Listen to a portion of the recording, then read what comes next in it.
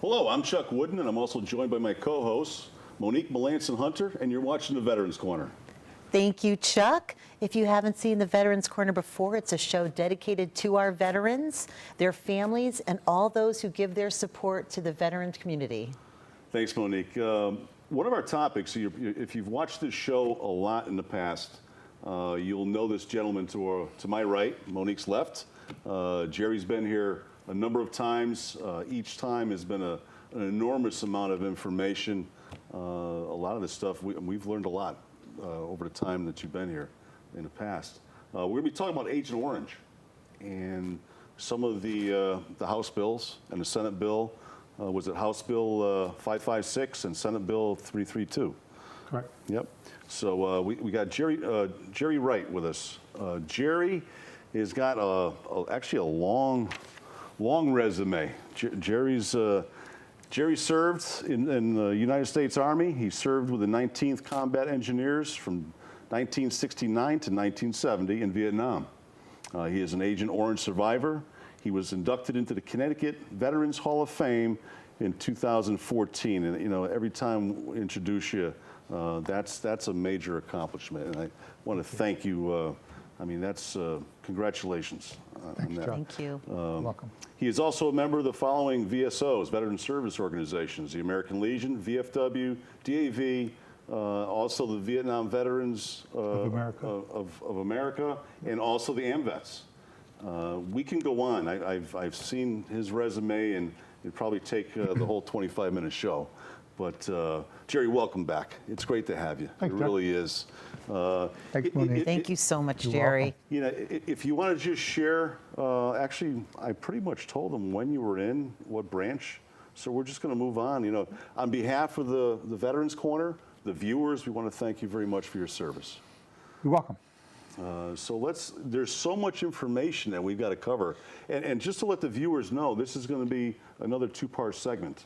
There's an enormous amount that Gerry's got to update us on since the last time he's been here with the bills and other information that's really should be put out there. So why don't we start? So, Gerry, I know you've been on before, and you have always filled us in, but for the people that may have not seen these shows before, can you tell us what prompted you to join the Army? Well, my father served in World War II, and he was in the Battle of the Bulge. He was in Bastogne. He was in the Oregon Forest. He met my mom in England, who served in the British Army for 4 years, and her father was wounded in World War I. So it kind of was a family tradition. And I grew up on a dairy farm, and I could not wait to leave.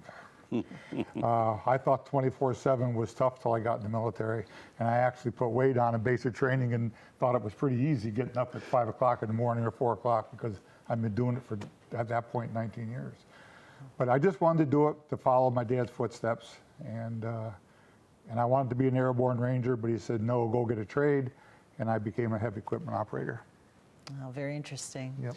You know, you were in until what, 71? 1971, and then you went back in 1982. I went back in the National Guard in 1982. What prompted you to do so? Oh. Well, the recruiter came to the house to bring my brother into the National Guard, who had just gotten out of active duty. And he sat talking to my brother, and he said, well, how about you? And I said, I don't want to join the Army. He said, why not? And I said, well, I went to Canada during the Vietnam War. And the recruiter just sat there with his mouth open. He didn't know quite what to say, which wasn't true, of course. And I joined the National Guard on a program called Try One. And they said, try one. If you don't like it, you retain your rank, you get your honorable discharge and get out. And I really loved it. And I put 17 and a half more years in, became a senior trainer, and retired as a first sergeant. Wow. So I really enjoyed Excellent. That's A lifetime of service, really. yeah, absolutely. it. Yep. So, what we know you from is your Agent Orange, your advocacy. So, can you tell us what caused you to start that advocacy for those exposed and affected by Agent Orange? Well, when I left Fort Bragg in 1971, as I look back on it, and they didn't say to me, hey, Gerry, did you spray dioxin in Vietnam? And I would have said, oh, that must be what that was that killed all the plants. But nobody said anything. and never heard about it till 1979 when I moved to Connecticut. And a fellow asked me one day, "You're a Vietnam vet, were you exposed to Agent Orange?" I said, "What's that?"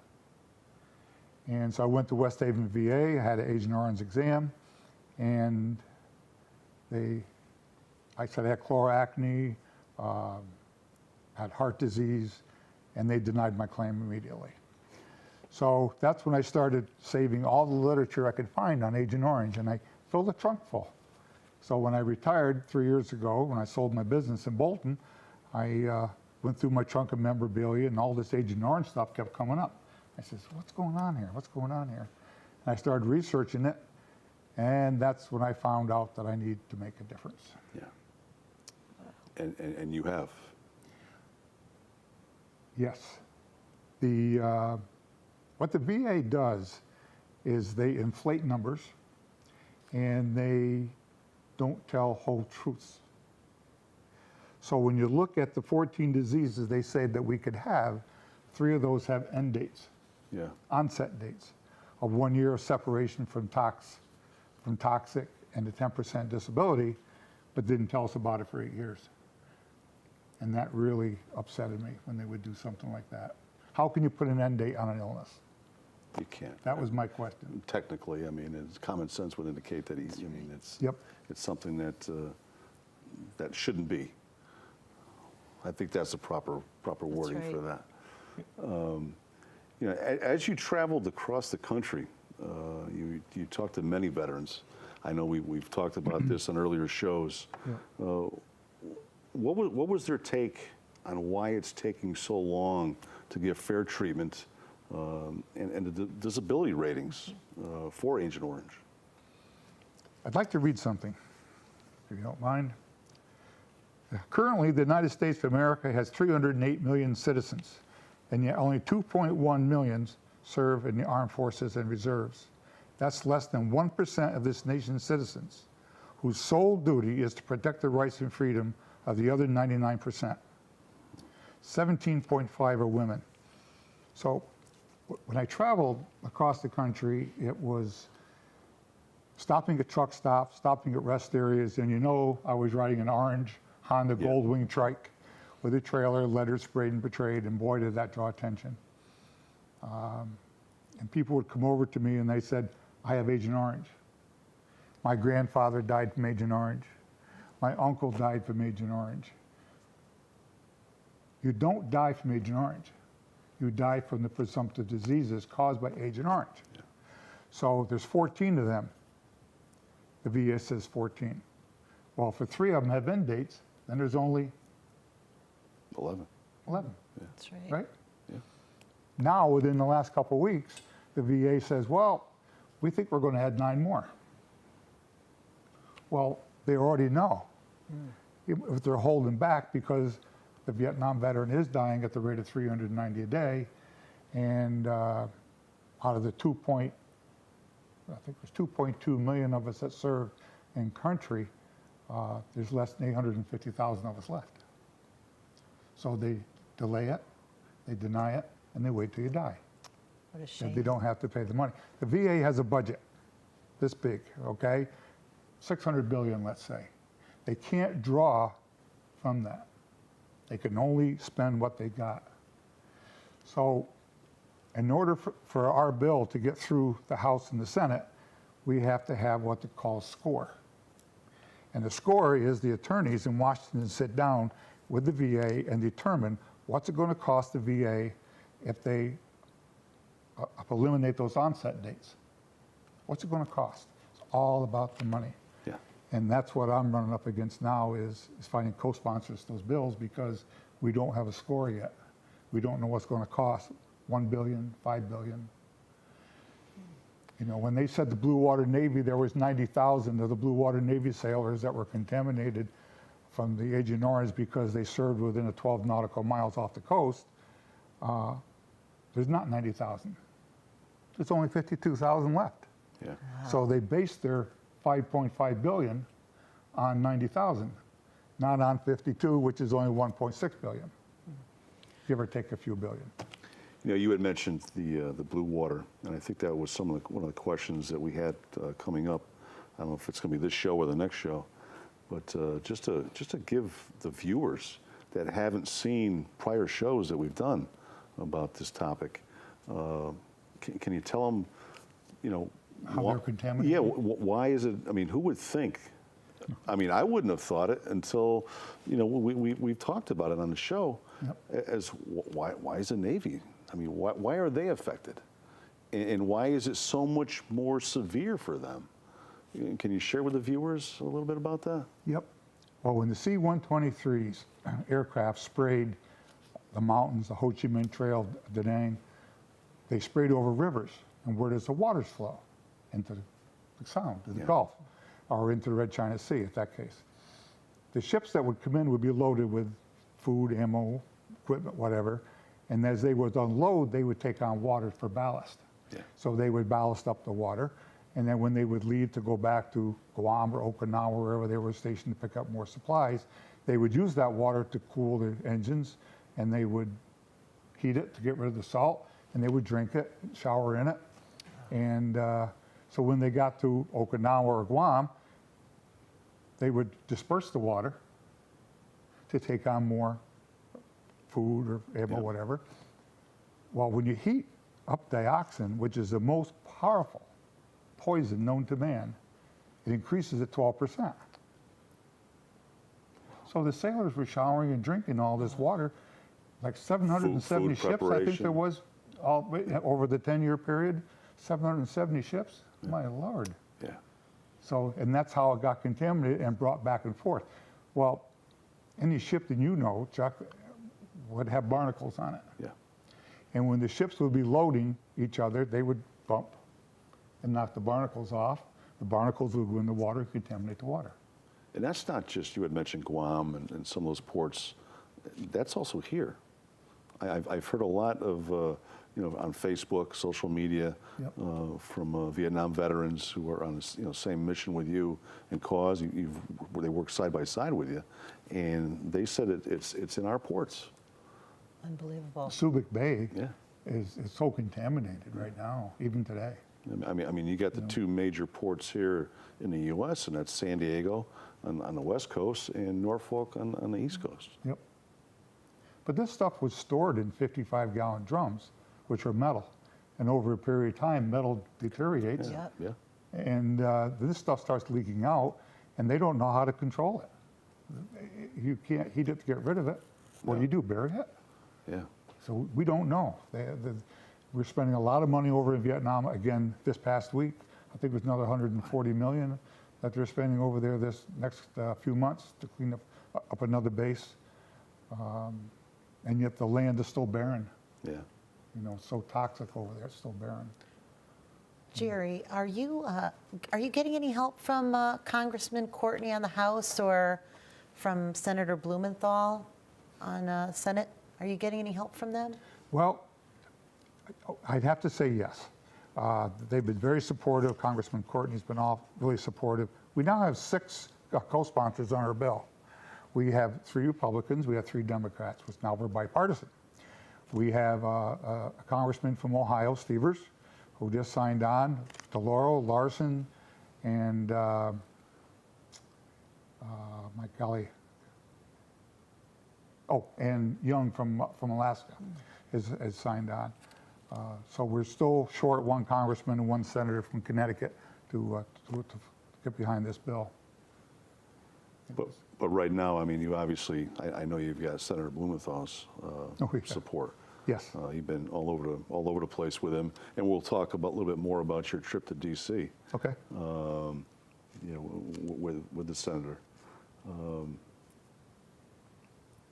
You know, you would talk about the co-sponsors and how many you have to date, and that was you got the 6. Yep.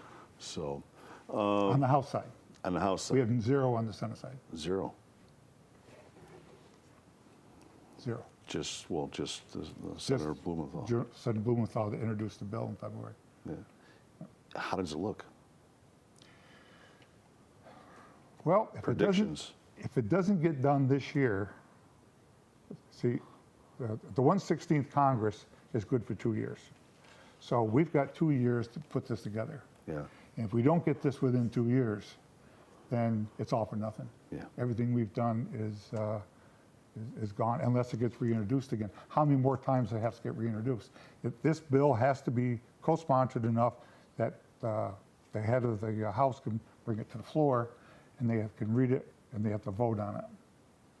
But right now, we need to find out what's going to cost to do that. Wow. Yep. It's all about the money. It's always comes down to the money. Yep. And that's the cost of war, isn't it, Chuck? Yeah, yeah. I mean, it's not just in this topic area.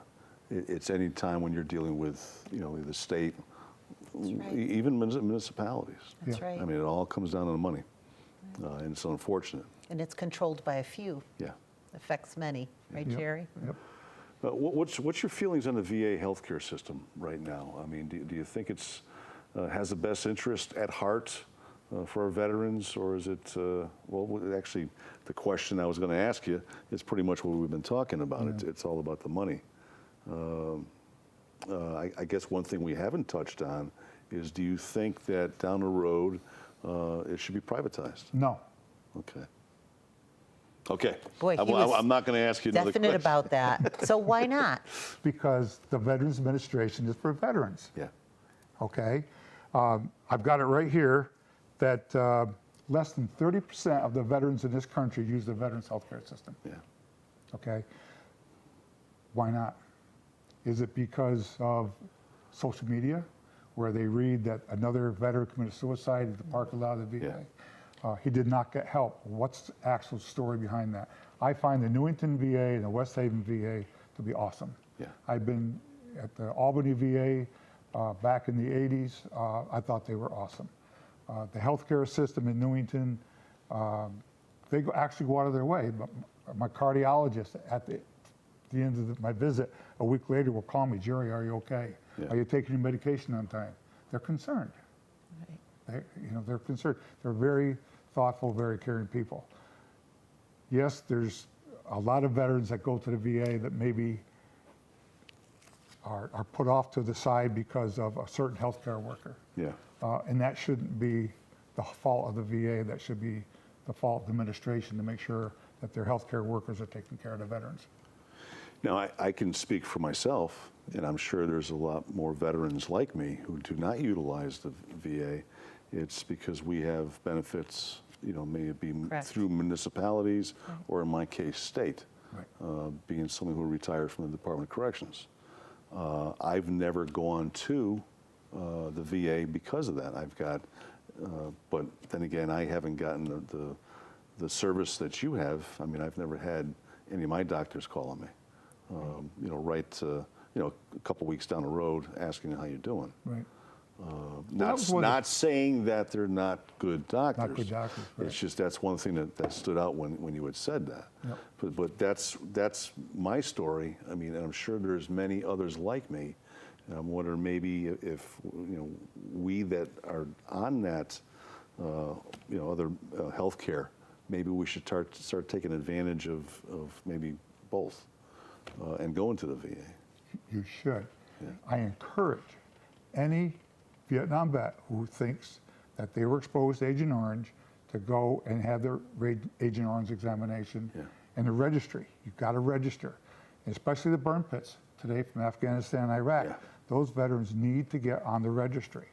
The reason is that if you're treated by an outside source and you have a presumptive disease like Islamic heart disease, neuropathy, skin cancer, or tumors related to Agent Orange, and you're treated on the outside, the VA doesn't know about it. Yeah, it's not going to get put on that It's registry. not going to get put on the register. So the VA doesn't know, they can't go back to the government and say, look, I need another $100 billion because now another 300,000 vets have come forward and we need to treat these veterans. Yeah. It's interesting. Or they're coming forward and there's no money to treat them. Yeah, that's right. So I mean that's a whole nother topic that we can talk about. I mean if you are a Vietnam veteran Or a Korean vet. or Korean, I mean if you take advantage of other health care like folks like I do, veterans like I do, we may want to consider definitely because it helps the cause. Right. That's right. to be put on that registry. Well, the Korean veterans that served on the DMZ from April of '68 till August of '71, they sprayed Agent Orange on the DMZ. Yeah. So those, at that time, I think it was like 30 or 32,000 were stationed there over that period of time.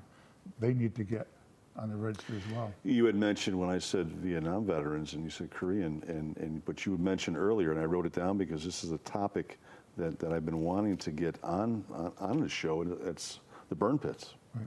A lot of people don't know what the burn pits are. I didn't know until we had Gerry on the show. Yeah. Yep. That's another big problem. Right. And for our veterans who are serving in the Iraq, Afghanistan, I mean, you need to get in there onto the VA also, so you can be put on the registry. Right. That's right. And they can start tracking it. Yeah. And treat you for it. Yeah. And they will treat you for it. The more that are on that registry, like you said, I mean, it becomes an issue. Because of concern, then. Yeah. It does, especially for the Congress and senators to listen to people like me that call them every other day. Yeah. Well, maybe there's more to this, and we need to look into this. One thing we talked about in the past, and that has been the dioxins. I mean, that's not something that goes away. It's passed down. It's hereditary. I've talked to a doctor recently, and a nurse, an RN, and they're well in tune of what's going on and how it affects the next generations. How is it transferred to the next generation, and how long will it actually go? As far as, I mean, will it keep continuing down the line? Yep. Well, if your viewers will get a pencil piece of paper, we're going to give you a few things to copy down here shortly. But one registry you need to look into is it's called birthdefects.org. And the executive director, her name is Betty. She's in Florida. And I did call and spend quite a bit of time with her. She has been following Agent Orange and birth defects since the late 70s to present. And she has 5,000 Vietnam veterans on the registry now that have kids with birth defects. And she is very knowledgeable, birthdefects.org. And call her in the morning. She said in the afternoon she lives in Tampa and she's heading home from Orlando. So you got to call her in the morning. But she'd be more than willing to talk to you about that.